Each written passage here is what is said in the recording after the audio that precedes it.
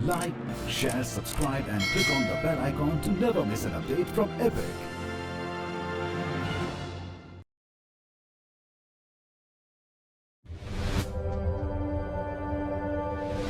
हमारा झंडा इसलिए नहीं फहराता क्योंकि हवा चलती है। यह हर उस जवान की आखिरी सांस से फहराता है जो उसकी रक्षा में अपने प्राण न्योछावर कर देता है।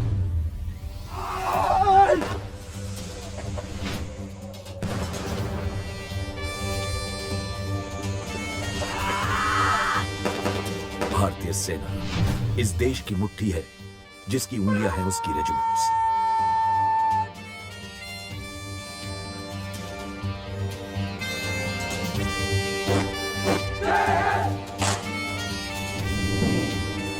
हर एक रेजिमेंट सेना परिवार का एक सदस्य है और उनकी जीवनी भी।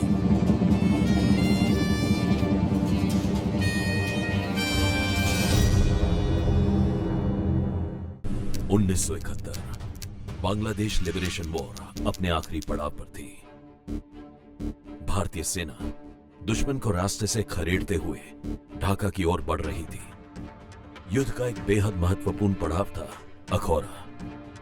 चिटगांव के ब्रह्मांडभरिय जिले में शायद इस युद्ध की सबसे जटिल लड़ाई यही अखौरा की थी।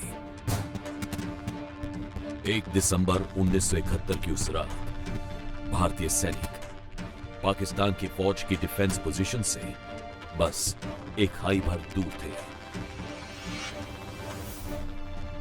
सैनिकों ने एकदम सन्नाटे में यहां गहरे खंडक खोद आगे बढ़ना शुरू किया और दुश्मन की बिछाई एंटी टैंक सुरंगों तक जा पहुंचे। दुश्मन के बेहद करीब पहुंची सेना ने पोजीशन संभाली ही थी कि सामने से आक्रामक हमला हुआ और इन पर बारूदी आग बरसाई जाने लगी।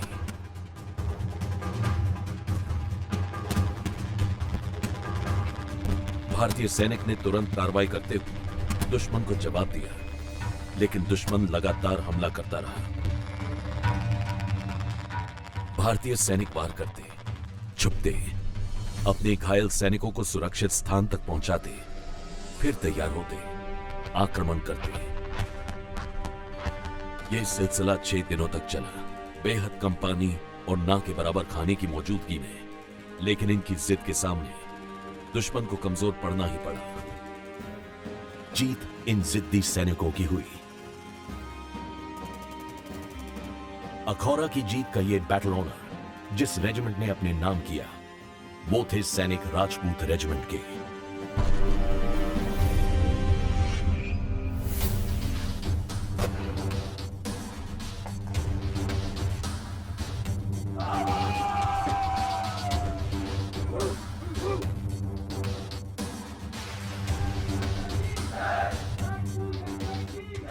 राजपूत का एक जो सबसे बड़ी जो उसकी जो क्वालिटी है वो ये है कि वो ही नोज नो फियर। वो डरता नहीं, वो जान दे सकता है लेकिन वो हार नहीं मान सकता। तो इसलिए जहां भी आप वीरता के प्रतीक को अगर आप चुनते हैं तो राजपूत का नाम सबसे ऊपर आता है। हमारा रेजिमेंट का यूएसपी है विजय, जोश और वीरता। सालों पहले आज के समय का राजस्थान और उससे जुड़े कई उत्तर पश्चिमी इलाके राजपुताना कहलाते थे और यहां रहते थे राजपूत। राजपूत यानी राजा का बेटा, जो कि पुराने समय में क्षत्रियों को माना जाता था। वो अपनी सल्तनत और जमीन की हिफाजत करते थे और वही उनका धर्म भी था। राजपूत समुदाय ने अपनी धरती पर पहुंचने वाली हर दुश्मनी आहट का मुंह तोड़ जवाब दिया। आज भी अगर हम इस जनरेशन को लें तो जैसे आप राजपूतों की बात करते हैं तो पहला नाम जो आपके ध्यान में आता है वो आता है अमर सिंह राठौर का, या आता है पृथ्वीराज चौहान का। ये वो लोग हैं जिन्होंने अपने इफ आई से इन इंग्लिश ऑड्स के खिलाफ अपने आप को साबित किया। सो अंग्रेज जब उनको सेनाओं की जरूरत पड़ी तो वो ये इस क्वालिटी का शायद चयन कर पाए होंगे। उन्हें लगा कि ये एक कम्युनिटी है जिसके अंदर वो क्वालिटी है जो उनके बेस्ट इंटरेस्ट को सर्व कर सके, जहां तक देश सेवा और लड़ने की बात है। राजपूत रेजिमेंट भारतीय सेना की सबसे पुरानी रेजिमेंट्स में से एक है और इनकी कहानी शुरू होती है 1778 से। ब्रिटिश इंडियन आर्मी ने इनकी बटालियन को 31वीं बंगाल नेटिव इन्फेंट्री के रूप में खड़ा किया। हमारा रेजिमेंट का जन्म 1778 में हुआ, जब उन्होंने एक पलटन खड़ी की जिसका नाम उन्होंने दिया 31 बंगाल नेटिव इन्फेंट्री, जिसमें उनके पास में कुछ मुस्लिम्स थे, हिंदू थे और सिख भी थे। इसके बाद में 20 साल तक उन्होंने और हमारे रेजिमेंट से कोई और पलटन नहीं ली। 20 साल के बाद में 1798 में उन्होंने 2 और पलटनें खड़ी की, ठीक उसी प्रकार बंगाल नेटिव इन्फेंट्री के नाम से। वो थे आज के दिन के फर्स्ट राजपूत और सेकंड राजपूत। ब्रिटिश राज के दौरान इस रेजिमेंट ने दोनों ही विश्व युद्ध लड़े। पहले विश्व युद्ध में तो राजपूत रेजिमेंट की 2 नई बटालियंस भी खड़ी की गई और इन्होंने मिस्र, मेसोपोटामिया और अफगानिस्तान में लड़ाइयां लड़ी। राजपूत रेजिमेंट के नाम पहले विश्व युद्ध के समय के ही 37 युद्ध सम्मान मौजूद हैं। ये एक रेजिमेंट थी जिस पर अंग्रेजों ने हमेशा भरोसा किया। उनको पता था कि ये एक ट्रूप्स हैं जिन्होंने कभी भी उनको लेट डाउन नहीं किया। तो इसलिए जब क्वीन का जब 150 साल जब उनके राज के यहाँ पे पूरे हुए, तो एक राजपूत रेजिमेंट ही थी जिसको चुना गया। अगर आप हमारे मेस में देखिएगा तो एक करीब 9 फुट का क्वीन का स्टैचू जो है हमारे मेस में लगाया गया था। ये उनकी पूरी जो हमारी सर्विस थी पिछले 150 वर्ष की उनकी सेना के साथ, उसको ऑनर करने के लिए दिया गया था। ये पूरे इंडिया में इकलौता स्टैचू है जो राजपूत रेजिमेंट के केंद्र में लगाया गया है, और ये पूरी दुनिया में सिर्फ 9 स्टैचूज हैं। मेजर जनरल हेनरी हेलम्पर, जिन्होंने पहले विश्व युद्ध के दौरान मेसोपोटामिया में 7th राजपूत रेजिमेंट का नेतृत्व किया, चाहते थे कि उनकी सारी बटालियंस 7 अंक से ही जानी जाएं, और यही वजह है कि 1920 से 1947 तक सभी बटालियन 7th राजपूत रेजिमेंट का हिस्सा बन गई और आजादी के बाद राजपूत रेजिमेंट से नंबर 7 हटा। उस दौरान हमारे पास में जो मुस्लिम ट्रूप्स थे उनको अंग्रेजों ने हैंडओवर कर दिया पंजाब रेजिमेंट को, और पंजाब रेजिमेंट से उन्होंने जो गुजर ट्रूप्स हैं वो हमें राजपूत रेजिमेंट में हैंडओवर कर दिया। In Fatehgarh, Uttar Pradesh, the Rajput regiment troops off its old colors. The Rajputs are among the oldest of Indian Army regiments. At the impressive ceremony, the President Dr. Radhakrishnan presents new colors to the gallant regiment and wishes it a glorious future.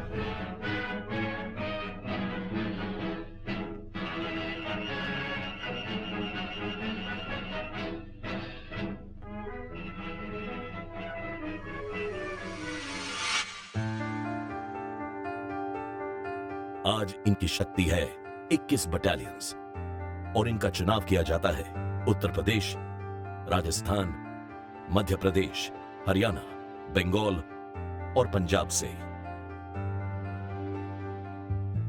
Regiment का मूल सिद्धांत सर्वत्र विजय ही उन्हें हर परिस्थिति में जीतने का हौसला देता है।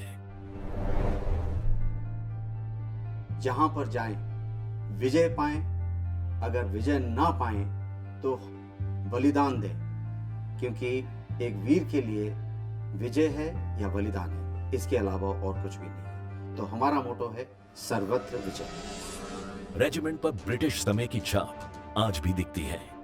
ब्रिटिशर्स के अधीन लड़ी गई एक जंग तमिलनाडु के कटलोर में मैसूर की सल्तनत के सुल्तान हैदर अली के खिलाफ।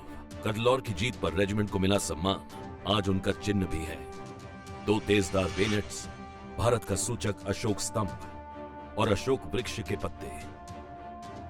जब आप इतिहास देखेंगे तो एक कुडलोर का मेंशन आता है लड़ाई में, जहाँ पर हमारी एक पलटन 3 राजपूत जब कुडलोर की लड़ाई में गई, तो वहाँ पर वो उन्होंने इतना अच्छा वहाँ पर प्रदर्शन किया अपनी वीरता का कि जो उस समय जो हमारे अंग्रेज शासक थे उन्होंने बेनेट को एक बैटल ऑनर के तौर पर रेजिमेंट को दिया। और एक समय था करीब 1990 तक जब हम अपने कॉलर्स पर सब ऑफिसर्स बेनेट को एक सम्मान के तौर पे पहनते थे, और जब राजपूत रेजिमेंट का क्रेस्ट बनने लगा तो उस समय ये क्रॉस बेनेट के ऊपर आज़ादी से पहले क्वीन का क्राउन होता था, और जब देश आज़ाद हुआ तो उसको क्राउन को बदलकर अशोक स्तंभ लगाया गया।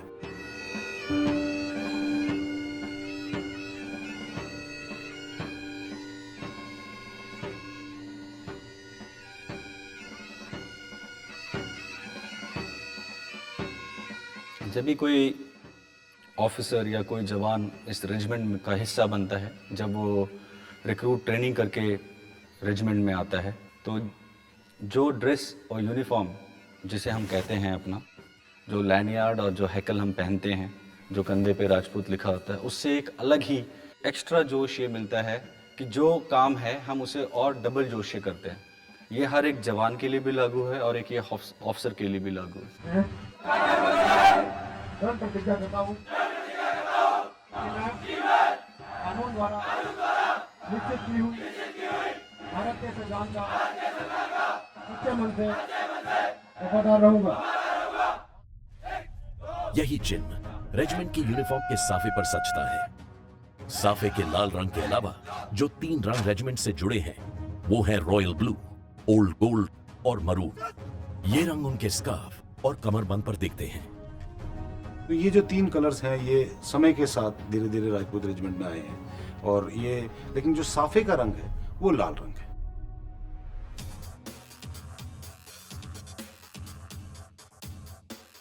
लाल जो कि एक सैक्रिफाइस का रंग है, उस रंग का साफा जो है वो पहना जाएगा, और उसकी जो उसको पहनने का जो तरीका है वो राजस्थानी थीम से इंस्पायर्ड है।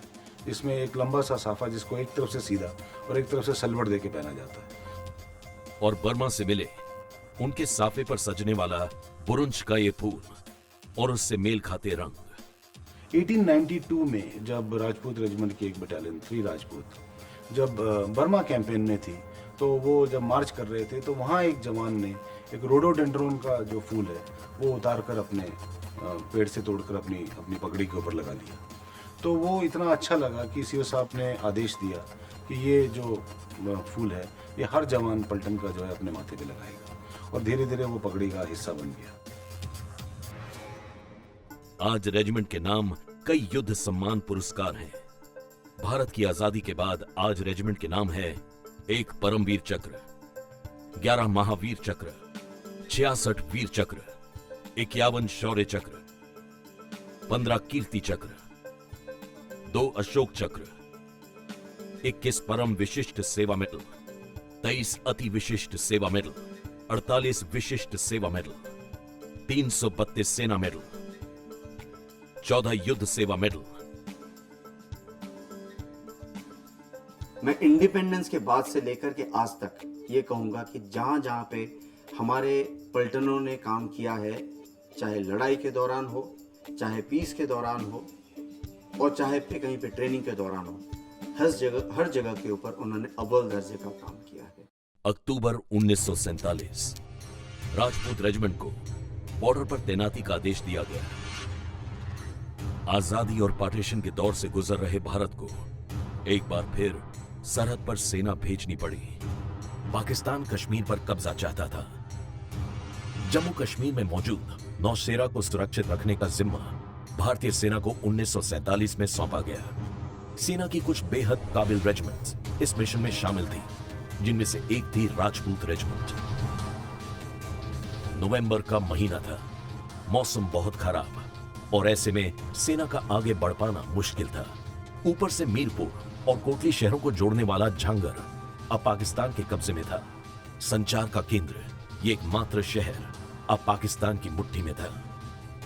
और यही वो समय था जब लॉन्च हुआ ऑपरेशन किपर। 1947-48 की लड़ाई जो है देश के स्वतंत्रता के एकदम बाद शुरू हो गई थी। उसकी वजह थी कि जो कश्मीर के राजा थे वो फैसला नहीं कर पा रहे थे कि उनको भारत में रहना है या पाकिस्तान का हिस्सा बनना है या इंडिपेंडेंट रहना है। तो उन्होंने इसलिए दोनों देश की सरकारों से समय मांगा था। भारत सरकार उनके जवाब का इंतज़ार कर रही थी, लेकिन पाकिस्तानियों ने कबालियों को जो है कश्मीर पर कब्जा करने के लिए जो है अंदर भेज दिया, और उसके लिए महाराजा हरि सिंह ने जो है भारत के प्रधानमंत्री से जो मदद मांगी, और उसके फलस्वरूप जो है भारतीय सेना को कश्मीर में जाना पड़ा। और ऐसे ही एक समूह का हिस्सा थे नायक जदुनाथ सिंह।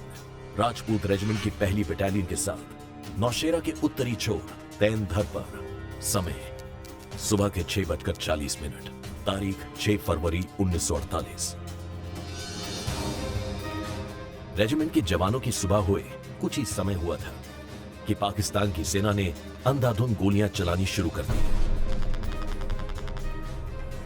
भारतीय सेना संभली और तैनधर रिज पर मौजूद 48 सैनिकों ने इस हमले का मुंह तोड़ जवाब दिया।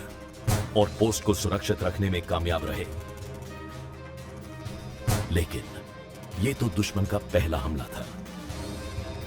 और उनको मालूम था कि हमला दोबारा आएगा, तो इसलिए उन्होंने जल्दी से अपनी पूरी पोस्ट को दोबारा रीऑर्गेनाइज किया और बचे हुए जो फिट जवान थे उनको दोबारा तैनात किया।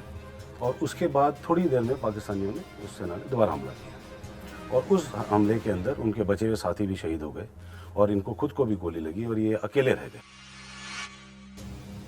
उस रोज तेंदर ने 3 बड़े हमले देखे। दूसरा हमला और भी ज्यादा घातक था। राजपूत रेजिमेंट की इस बटालियन के सभी सैनिक शहीद हो चुके थे और सिर्फ नायक सिंह अब मैदान में थे। उनके पास में एक ब्रेन गन था और उससे कंटिन्यूअसली वो फायर करते रहे। 4 अटैक को पुश बैक करने के बाद में नायक जदुनाथ के पास में जब एम्यूनेशन खत्म हो गया, वो अपने बंकर से निकल करके सीधा पाकिस्तानियों के ऊपर हमला बोल दिया। नायक जदुनाथ सिंह के अंदर जल रही ज्वाला ने दुश्मन का वो हश्र किया कि उसे समझ ही नहीं आया कि जीती हुई बाजी हार में कब और कैसे बदल गई। बौखलाई पाकिस्तान की सेना उल्टे पांव भागी, अपने मृत और घायल साथियों को लिए बिना। लेकिन नायक जदुनाथ सिंह ने इस दौरान 2 गोलियां अपने सीने में ले ली थी और वो वीर गति को प्राप्त हुए।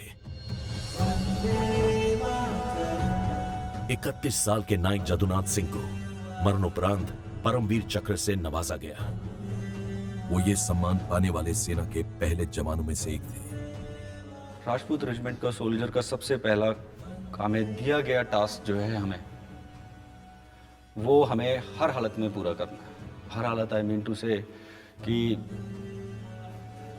आपकी उसमें चाहे कितना भी नुकसान हो जाए, जिसमें जान माल सब शामिल है, लेकिन एंड ऑफ द डे चाहे एक ही बंदा बचा हो, बात वहीं रुकेगी, क्या वो टास्क जो दिया था वो पूरा किया कि नहीं। जैसे हमारा नारा ही है, विजय या वीर गति, मतलब you are to finish the task या फिर वीर गति। वीर गति को प्राप्त हुए नायक जदुनाथ सिंह के परिवार की पूरी जिम्मेदारी रेजिमेंट ने उठाई। देखिए, जो भी आदमी एक बार भारतीय सेना का सदस्य बन जाता है, तो भारतीय सेना उसका पूरा ध्यान उसकी सेवा जो है, सेवा के दौरान और सेवा निवृत्त होने के बाद उसकी चले जाने के बाद उसकी विधवा की या नौके की पूरी जिम्मेदारी लेती है। और ये एक बहुत बड़ी जिम्मेदारी है कि हम अपने वेटरन्स को काफ़ी इज्जत की नज़र से देखते हैं। इसके अलावा राजपूत रेजिमेंट ने भारतीय सेना को कई ऐसे वीर दिए जिनकी शौर्य की गाथाएं आज भी किताबों का हिस्सा हैं। ऑपरेशन किपर जिसके नाम से पढ़ा, वो कहानी भी खासी दिलचस्प है। Field marshal K M. Kipper Cariappa Bharat में फील्ड मार्शल का दर्जा पाने वाले 2 लोगों में से एक है। फील्ड मार्शल करियप्पा हमारे लिए एक फादर फिगर है, हमारे लिए रोल मॉडल हैं और उनके जैसा सोल्जर ना कभी पैदा हुआ है ना कभी पैदा होगा।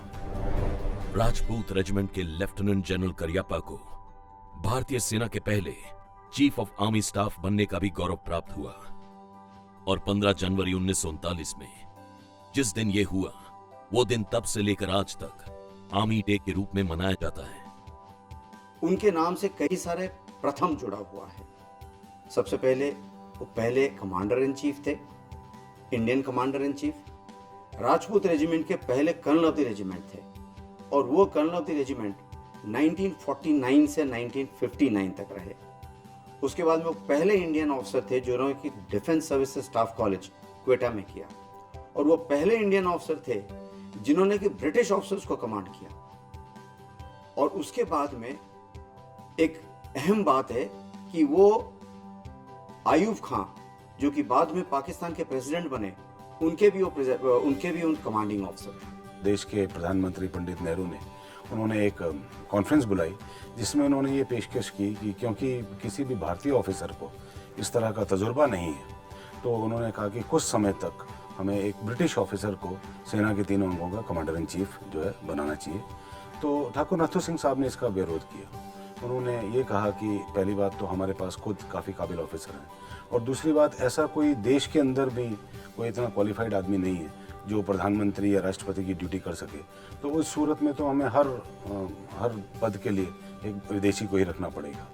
तो ये सुनकर नेहरू साहब को बड़ा अच्छा लगा और उन्होंने पेशकश की कि उन्होंने नाथू सिंह साहब से बोला कि अगर आपको इतना भरोसा है तो क्या आप खुद भारतीय सेनाओं के जो है कमांडर इन चीफ बनना पसंद करेंगे।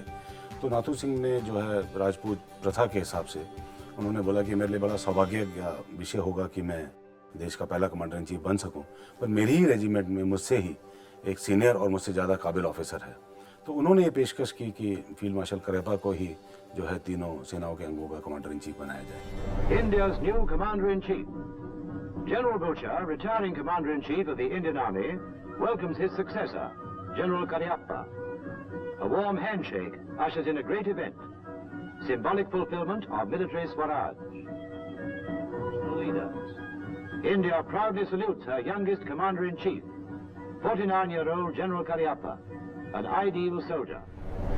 और इस तरह लेफ्टिनेंट जनरल कोडेंद्र मडप्पा करियप्पा बने भारतीय सेना के पहले chief of army staff. Lieutenant general Cariappa के बारे में यह मशहूर था कि वो अपने सैनिकों से वो काम कभी नहीं कराते थे जो उन्होंने खुद नहीं किया हो या खुद नहीं कर सकते। देखिए, जब देश आज़ाद हुआ तो उससे पहले पूरा जो सेना का संचालन है वो अंग्रेज़ों के हाथ में था, लेकिन अंग्रेज़ों ने हमारी जो है एडमिनिस्ट्रेशन का या हमारे वेलफेयर का उस तरह का जो है ध्यान नहीं रखा जिस तरह एक कमांडर को अपने टुकड़ी का रखना चाहिए। और क्योंकि वो आज़ादी के एकदम बाद जो है फील्ड मार्शल साहब वो पहले कमांडर इन चीफ बने, तो उनको ये समस्या सबसे ज़्यादा दिखी और उन्होंने हर जगह जो है धीरे धीरे अपना योगदान देना शुरू किया। तो हर जगह उन्होंने धीरे धीरे सरकार की मदद से सेना को वो स्वरूप देना शुरू किया जिसकी वजह से आज हमारी सेना जानी जाती है। 1947 में जब कश्मीरी अवाम इंसर्जेंसी की आग में झुलस रही थी तो जगह जगह राशन की किल्लत थी। ऐसे समय में लेफ्टिनेंट जनरल करियप्पा के काफिले को बारामुल्ला में कुछ स्थानीय लोगों ने रोका और मदद मांगी। मदद का वायदा कर सेना का काफिला आगे बढ़ गया। सेना के दायरे में इसके ना होने के बावजूद दूसरे दिन इस गांव तक आटा, दाल, चावल, नमक सब पहुंचाया गया। आज भी बारामुल्ला में उनका शुक्रिया अदा करते हुए उनके नाम का करियप्पा पार्क है। फील्ड मार्शल करियप्पा से जुड़ी एक ऐसी बात भी है जो ये बताती है कि उन्होंने अपनी सोल्जर स्पिरिट या कहे सैन्य धर्म को अपने सबसे कठिन समय में अपना सहारा बनाया। फील्ड मार्शल साहब और पाकिस्तान के जो जनरल अयूब खान साहब थे वो बहुत अच्छे दोस्त थे, क्योंकि भारत जब आज़ाद नहीं हुआ था तो वो दोनों एक ही सेना के हिस्सा थे। और फील्ड मार्शल साहब के जो पुत्र थे वो भारतीय वायुसेना में एक फाइटर पायलट थे और 1965 ऑपरेशंस के दौरान वो एक फ्लाइट लेफ्टिनेंट के पद पे थे। और जब वो दुश्मन के साथ हवाई युद्ध कर रहे थे तो उनके जहाज को मार गिराया गया और उनके बेटे फील्ड मार्शल फ्लाइट लेफ्टिनेंट केसी नंदा करियप्पा को जो है पाकिस्तान ने जो है युद्धबंदी बना लिया था। लेकिन जब उनको छोड़ने का वक्त आया, प्रेसिडेंट आयूब खान ने टेलीफोन किया फील्ड मार्शल करियप्पा को, जो अब तक रिटायर कर चुके थे, कि मैं आपका बेटे को छोड़ना चाहता हूँ। उस वक्त फील्ड मार्शल करियप्पा ने बताया था वो मेरा बेटा नहीं है, वो इस देश का बेटा है। अगर आपने छोड़ना है सभी पीडब्ल्यू को छोड़ना पड़ेगा, वरना किसी को छोड़ने की जरूरत नहीं है। मेरे बेटे की मुझे जरूरत नहीं है। वो अलग बात है कि उन्होंने ना कि उनको छोड़ा, बाकी पीडब्ल्यूज को भी छोड़ा और बाद में फ्लाइट लेफ्टिनेंट नंदा करियप्पा बाद में एयर मार्शल नंदा करियप्पा बन के रिटायर हुए थे। और इस तरह फील्ड मार्शल करियप्पा ने एक सच्चे राजपूत के सैन्य धर्म को आगे रख हमेशा एक ऐसा उदाहरण सामने रखा जिसकी कायल ना सिर्फ उनकी रेजिमेंट रही बल्कि पूरी भारतीय सेना भी। आज रेजिमेंट की शानो शौकत से मेल खाता रेजिमेंट का सेंटर उत्तर प्रदेश के फतेहगढ़ में, फतेहगढ़ किले के अंदर। 1720 में इस किले का निर्माण नवाब मोहम्मद खान ने किया था और 1857 तक यहां बंदूकें, बारूद और असला रखा जाता था। फतेहगढ़ यानी जीत के हकदार की जगह, जो है सही मायने में राजपूत रेजिमेंट की भी जगह। इस रेजिमेंट सेंटर में सैनिक अपनी ट्रेनिंग के बाद ही असल मायने में राजपूत सैनिक होने का मौका पाते हैं।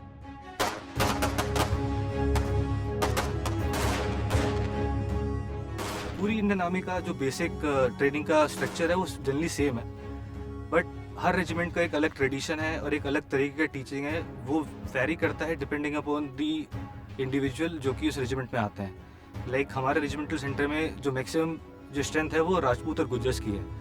सो हम लोगों की ट्रेनिंग जनरली उनके बेसिक कैरेक्टर्स को ध्यान में रखते हुए की जाती है। जैसे कि जो हमारे ट्रुप्स हैं वो generally physically they are very very fit, mentally we have to make them strong, हमें उनको मजबूत बनाना पड़ता है। और साथ ही में उनको वेपन और बाकी बेसिक मिलिट्री इथोस और टैक्टिक्स के बारे में बताया जाता है।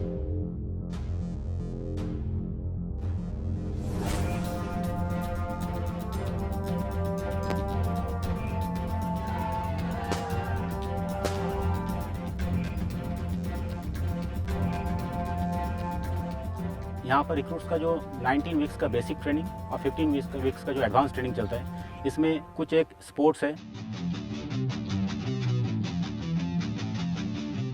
Handball, kabaddi, volleyball and cross country.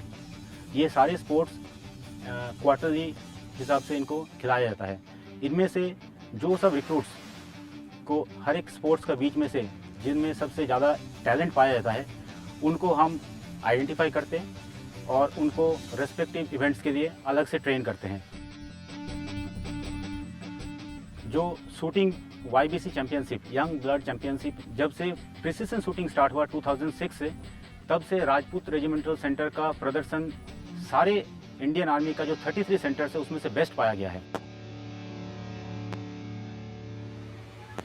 इसके साथ ही राजपूत रेजिमेंट के जवानों को आज एक खास ट्रेनिंग भी दी जाती है।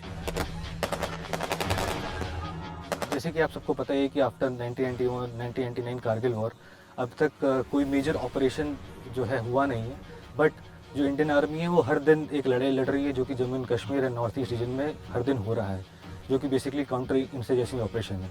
सो ये एम्फेसाइज करता है कि हमारी जो ट्रेनिंग है वो काउंटर इंसर्जेंसी को ध्यान में रखते हुए फोकस की जाए।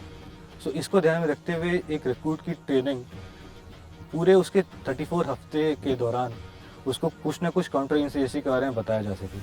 और साथ ही में जब वो अपनी 34 हफ्तों की कंप्लीट ट्रेनिंग पूरी कर लेता है, उसके बाद 2 हफ्ते स्पेसिफिकली काउंटर इंसर्जेंसी ऑपरेशन के बारे में सिखाना और उसके बारे में उसको जानकारी देने के ऊपर दिया जाता है। और ऐसी ही ट्रेनिंग पाकर राजपूत रेजिमेंट के मेजर मुकुंद वरदराजन राष्ट्रीय राइफल्स का हिस्सा बने और उनकी पोस्टिंग कश्मीर में हुई। जब राजपूत रेजिमेंट में उन्होंने अपना ओहदा संभाला तो वो 23 साल के थे। 2009 में उनकी शादी हुई और मार्च 2011 में एक बेटी। उनकी मां कहती थी कि हर जंग में जाने से पहले वो उन्हें फोन जरूर करते थे और कहते थे, मेरे लिए प्रार्थना कीजिए, लेकिन मैं क्यों जा रहा हूं खतरे के मुंह में, ये मत पूछिए। और 25 अप्रैल 2014 एक ऐसा ही दिन था। मैं उन्हें शुरू से काफ़ी पहले से जानता हूँ और काफ़ी जोश वाले और काफ़ी मतलब जिसे कहते हैं कि फ़ौज के लिए ही बना था वो बंदा। और इसीलिए जब उनको खबर आई कि सोफिया एक जगह है जहाँ पे कुछ मिलिटेंट्स का ग्रुप छुपा हुआ है, तो उन्होंने तुरंत अपने जो उनकी जो क्विक रिएक्शन टीम्स होते हैं उनके वो हरकत में आई। He was leading that and it was a coordinated search operation. इसका मतलब है कि एक जो जिस जगह पे वो छुपे होने की उन मिलिटेंट्स की संभावना थी, उस पूरे इलाके को कॉर्डन किया गया पहले, उसके बाद उसको घेरा जाए प्रॉपर तरीके से, जो एक मिलिट्री ड्रिल है। गांव के घेराव के बाद जब वहां सर्च ऑपरेशन शुरू हुआ तो हिजबुल मुजाहिदीन के आतंकवादियों ने एक घर के अंदर से गोलियां चला दी। मेजर वरदराजन ने अपनी जान लगा दी और गोलियों का मुंह तोड़ जवाब दिया। उस ऑपरेशन के दौरान ये जो तीनों जो आतंकवादी थे हार्डकोर हिजबुल मुजाहिदीन के सदस्य थे और उन्होंने एक दिन पहले कश्मीर में कुछ इलेक्शंस ऑफिसर्स की हत्या की थी और उसी इंटेलिजेंस के ऊपर साहब ने अपना ऑपरेशन प्लान किया था और उसके बाद इन्होंने वहाँ पर घात लगाकर उन तीनों आतंकवादियों को जो है उनको उन्होंने मार गिराया था। लेकिन इस दरमियान उनको खुद भी काफ़ी गोली लगने से काफ़ी बुरी तरह जख्मी हो गए थे। लेकिन वो इलाका इतनी दूर दराज था कि वहाँ से इवैक्यूएशन एकदम से नहीं पॉसिबल हो पाया और एक्सेस ऑफ ब्लड लॉस की वजह से वो मतलब शहीद हुए देश के लिए। और उसके लिए भारत के राष्ट्रपति ने उनको अशोक चक्र मरणोपरांत से सम्मानित किया।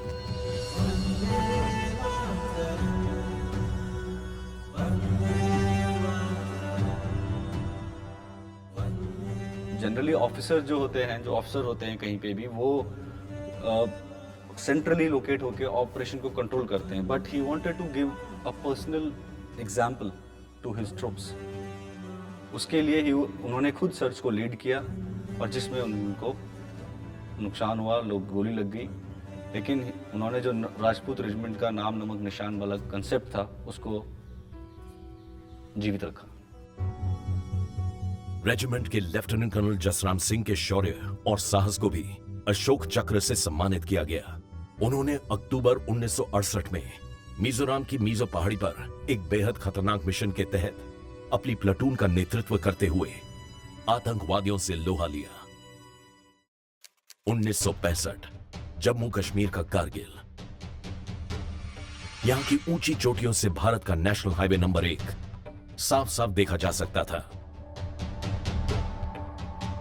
और अब यह रास्ता पाकिस्तान की निगाह से दूर नहीं था, क्योंकि पाकिस्तानी सैनिकों ने घुसपैठ कर इस इलाके में मौजूद कुछ पोस्ट पर कब्जा कर लिया था और वो वहां से ले जाने वाली आर्मी की गाड़ियों पर गोलियां चला रहे थे। इनमें से एक पोस्ट को वापस कब्जे में लेने का काम सौंपा गया मेजर बलजीत सिंह रंधावा को। रात के 2 बजे दुश्मन की पोस्ट की ओर मेजर रंधावा अपनी टुकड़ी के साथ कारगिल की इस पोस्ट की ओर बढ़े। दुश्मन सतर्क था और नाइट विजन दूरबीनों ने जल्द ही भारतीय सैनिकों को देख लिया और फायरिंग शुरू कर दी। लेकिन मेजर रंधावा पीछे हटने वालों में से नहीं थे। अपने साथियों का मनोबल बढ़ाते हुए वो आगे बढ़ते रहे। इस दौरान एक एलएमजी पोस्ट थी जहां से उन्हें continuous accurate pin point LMG automatic fire आ रहा था, जो कि बहुत ही उनकी जो ये चढ़ाई थी उसको बहुत ही रोक रही थी। और जैसे कि सुबह का टाइम जैसे ही आ जाता, पौ फटते ही उनका अटैक नाकाम हो जाता। उन्होंने अपने बाकी सारे ट्रूप्स को राजपूत ट्रेडिशंस के अनुसार उन्होंने शील्ड करते हुए खुद अपने 4-5 साथियों के साथ उन्होंने उस एलएमजी पोस्ट की तरफ धावा बोला, सक्सेसफुली उस एलएमजी पोस्ट को पिन डाउन किया और इसी प्रोसेस में वो काफ़ी गंभीर रूप से घायल हो गए।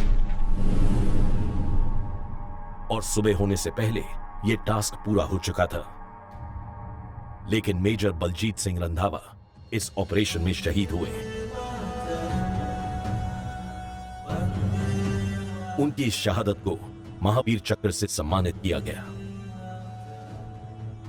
कहते तो यह भी हैं कि आज भी यहां मौजूद ट्रूप्स को मेजर बलजीत सिंह रंधावा के होने का एहसास होता है और रेजिमेंट का युद्ध घोष सुनाई देता है। ऐसे और भी कई सारे पोस्ट हैं जहाँ पे कई कहानियाँ मशहूर हैं कि वहाँ पे जितने भी हमारे ट्रूप्स तैनात थे या जो ट्रूप्स वहाँ पे शहीद हुए थे, वो आज भी वहाँ पे जो प्रेजेंटली जो लोग डिप्लॉय होते हैं उनको आज भी उनका एहसास फील होता है वहाँ पे, और उनको लगता है कि वो आज भी हम लोगों की मतलब हमारे साथ हैं, उनका आशीर्वाद हमारे साथ है। और मैं ऐसा तो नहीं कहूँगा कि वो मौजूद हैं, लेकिन एक उनके होने का एहसास होता है, जिसकी वजह से सब अपनी ड्यूटी बहुत ही कंसंट्रेशन के साथ और एकदम एक्यूरेटली कर पाते हैं। जहां एक ओर रेजिमेंट के वीरों का हाथ राजपूत सैनिकों के सिर पर है, तो वहीं दूसरी ओर बजरंग बली का साथ भी उनके लिए बेहद महत्वपूर्ण है।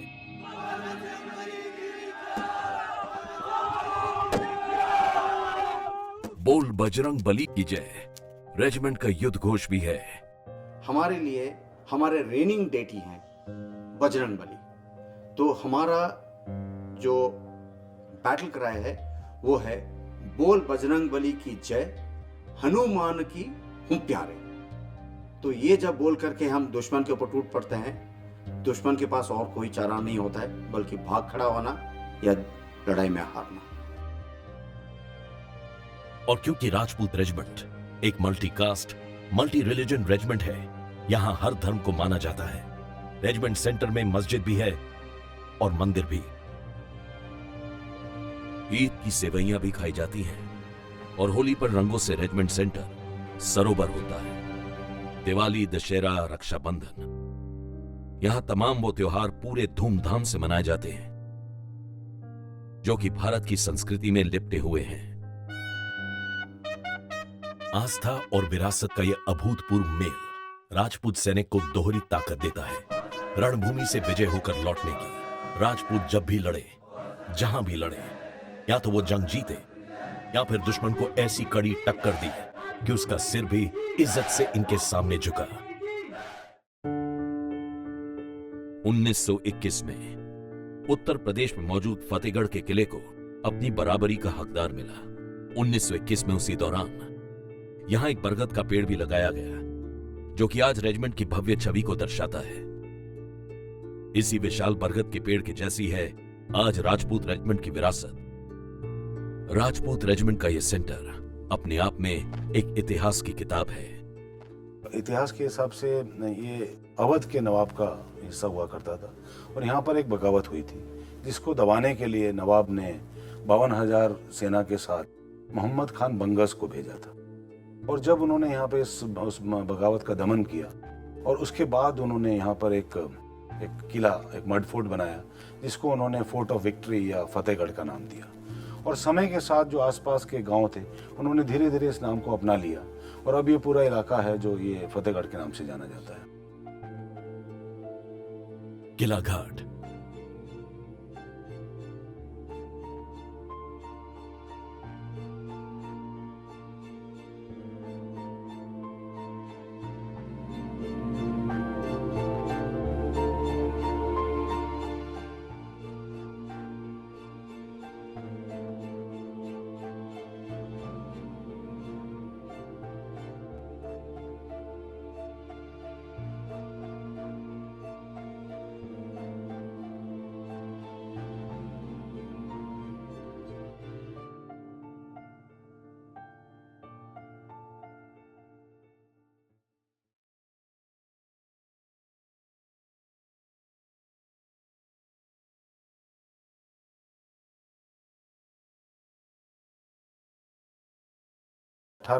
में वो इंग्लैंड गए जहां उन्होंने महारानी के सामने कोहिनूर हीरा जो है उनको भेंट किया।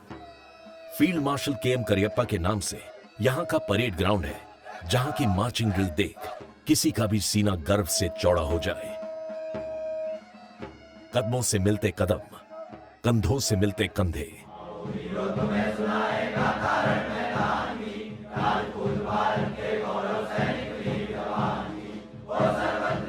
ड्रिल डिसिप्लिन की बुनियाद है। ड्रिल ही एक जवान को चलना फिरना, मार्चिंग, सलूटिंग, सीनियर से बात करने का तरीका आदि सिखाती है। नाम, नमक और निशान के लिए लड़ने वाली राजपूत रेजिमेंट ने सैन्य धर्म को ही हमेशा सबसे ऊपर रखा। ना कोई जात देखी, ना कोई धर्म देखा और ना ही कोई समुदाय विशेष। भारत के लिए लड़ने वाली सबसे पुरानी रेजिमेंट में से एक राजपूत रेजिमेंट के सैनिक या तो विजयी हुए या वीर गति को प्राप्त हुए, लेकिन हार कर कभी मैदानी जंग से वापस नहीं लौटे। ओ सर्वत्र विजय, ओ सर्वत्र विजय।